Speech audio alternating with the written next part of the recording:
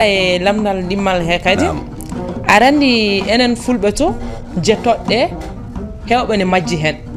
par exemple sa yehi be nanata pular ube be wana fulbe be joni sa wi be anka pullo joni par exemple min ko sare jettetem so wi be ko pullo tan biata ko ala min wana pullo alors que jettodde fulbe ne kewi holko bawda halanda men hen jettoje fulbe de kewi ko mawda min goto pilotodo mo yimbe fu ana jabani dum ana wawi filla darti andi ana haala ana heda sabu ko haali fu on namtan dum e bindi tarikiji masadaraaju to tarikiji nangete o woni yaro asukula yaro afu amadou sama ko mo gaani bambado o haali haalaji kewdi e leyde wotere mi de fennano mo gaaci o mo bamanno sukaabe fu fulbe wayiraabe amin betene do segeji do an gonnodo ali Allah ya amba bari e amadou singo e buri bagel omo fillono dum en filla uddere jenne nde o fillatono wanno ne baasina nde banduji di timmata nde o timminiri hen jettoje fulbe de fuude jettoje Allah kaade jettoje nayi jallo jegite sidibe sankare o yettore wotere fu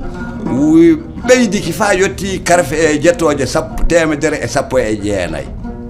Ok, mais jettode fof to ndendi wana ko 480 so temedere e sappo e jeenay laabi nayi hawri tawti nayi tawangaaje kanyum ngoni asulude dum hokkata en temede nayi e capande jetti yettore fulbe fu dum laati dum saabi nyande fu ananan yettore fulbe nda wowa nande hono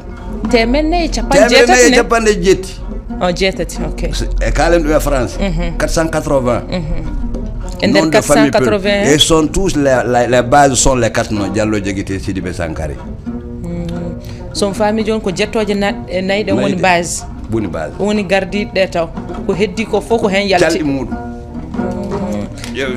yow tan sa feedo jodi sa wi jallo tan wi an jallo jeeri kala beyde en jeeri ko yettore ladde mais jeeri ko inde pullo laaminodo fulbe anani on du ana haale inde jeeri mimi sukuno ko kan jallo yalti kan yalte jallo kono mi andalo jeeri kadi ne hen fadde meden warde kana so pullo fu mo biida jallo wi andum jallo jeeri eden andi jeeri ko buri hewde fuutato jeeri yo ladde